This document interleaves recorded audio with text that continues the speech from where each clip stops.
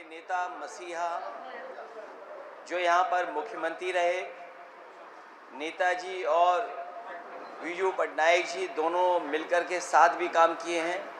एक समय था देश की राजनीति में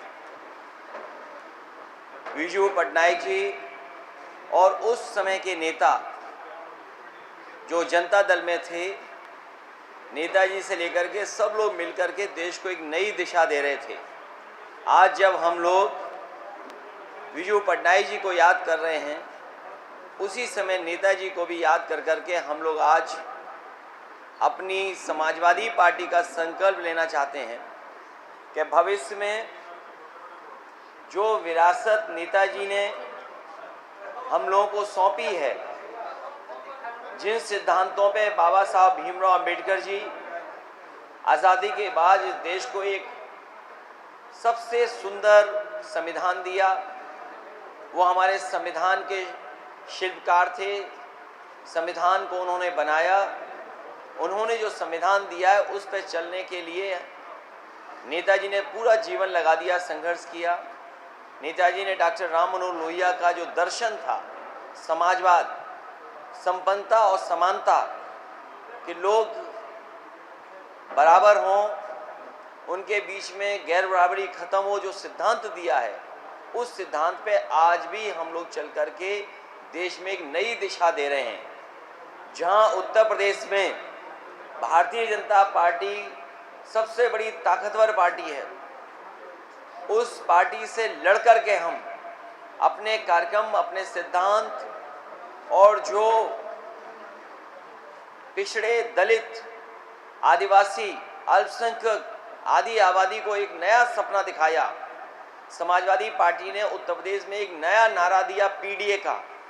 वो पीडीए का नारा इसलिए दिया कि एक छतरी में एक साथ सबको कैसे लाया जाए, एक साथ सबको कैसे जोड़ा जाए, एक साथ समाज के सभी लोग आकर के अपने हक अधिकार की लड़ाई लड़ सकें और पीडीए के माध्यम से एक दूसरे के दुख में, एक दूसरे के साथ जो अन्याय हो रहा है, जो समय समय पर सरकार पीड़ित करती है, उससे लड़ने के लिए हम लोगों ने पीडीए का नारा दिया।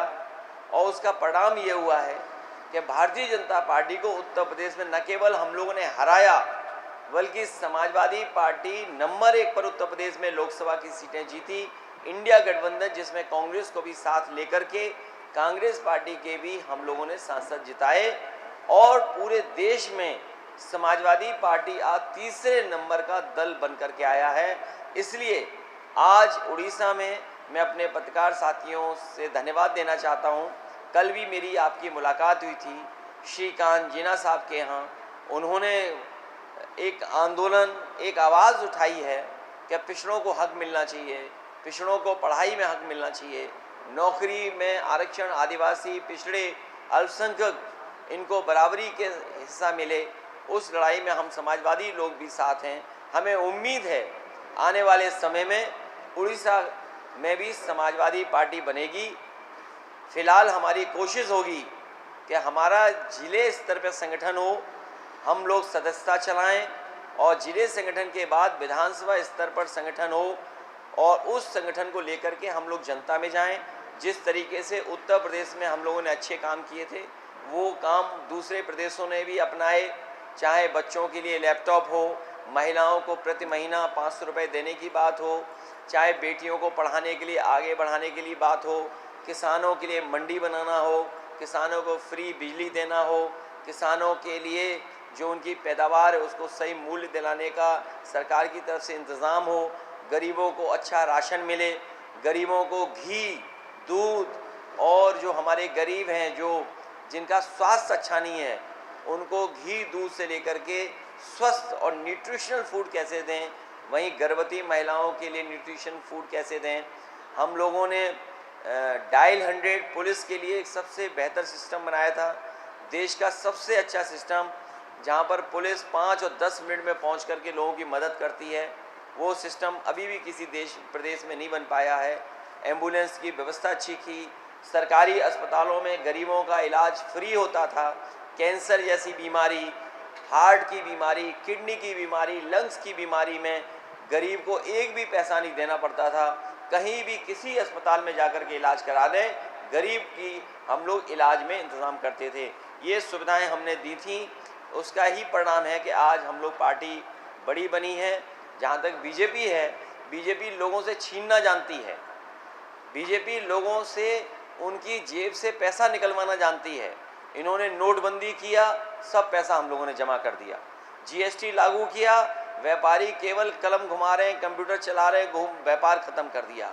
अभी इन्होंने वक्फ की बिल लेकर के आए, ये ज़मीन छीनना चाहते हैं। किसानों के लिए काले कानून लाना चाहते थे, उसमें भी किसानों से ज़मीन छीनना चाहते थे। ये नौजवानों को भी नौकरी नहीं दे पा रहे हैं। इनके अपने लोग जो पैसा कमाए थे वो भारत छोड़ के भाग गए हैं।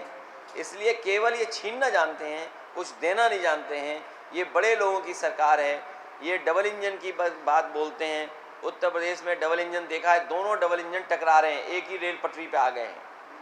हमारे उत्तर प्रदेश में डबल इंजन वाले एक ही पटरी पे आ गए हैं, दोनों आगे टकरा रहे हैं एक दूसरे से, और डब्बे भी टकरा रहे हैं, जो इंजन के पीछे डब्बे होते हैं। सुनने में आ रहा है यहाँ भी डबल इंजन की सरकार है। लेकिन अभी उड़ीसा वालों को नहीं पता होगा इंजन चला कौन रहा है। उड़ीसा वाले कंफ्यूज होंगे कि उड़ीसा वाले लोग चला रहे हैं कि दिल्ली वाले चला रहे हैं। बस इंजन चल रहे हैं, लेकिन इंजन कहाँ जा रहे हैं इसका कोई पता नहीं। मुझे खुशी है कि आज ये हमारे अध्यक्ष जी अनाउंस करेंगे महिला संगठन में जो शामिल हुई हैं, और अध्यक्ष जी ने भरोसा हमें दिलाया है कि संगठन भी बनाएंगे, विधानसभा स्तर का संगठन बनाएंगे, सभी कार्यकर्ताओं से सहयोग लेंगे और गांव-गांव तक हमारी सदस्यता का अभियान चलाएंगे। आने वाले समय में यहाँ पर राजीव राय जी प्रभारी भी होंगे, जो लोकसभा के सांसद हैं मऊ, उनको और उनके साथ और भी सांसद लोगों को हम लोग जोड़ करके पार्टी की शुरुआत करेंगे। मैं अपने पत्रकार साथियों का धन्यवाद देता हूँ, हमारे कार्यकर्ताओं का भी बहुत धन्यवाद देता हूँ।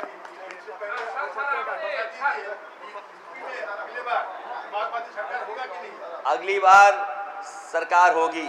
अगर अभी इलेक्शन करा दें तो अभी सरकार बन जाएगी।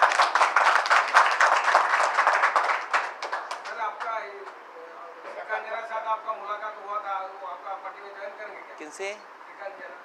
अभी हमारी उनकी बातचीत हुई है और लगातार बातचीत करेंगे। बातचीत करके एक निर्णय पर हम पहुंच रहे हैं कि पिछड़ों को, दलितों को जो आरक्षण नहीं मिल रहा है, और जिस तरीके से यहाँ पर नेचुरल रिसोर्सेज का बहुत सारा झगड़ा चल रहा है, गरीब को कुछ मिलता नहीं है, और अभी इंडिया गठबंधन है, इसलिए अभी वो बात मत करिए झगड़े वाली।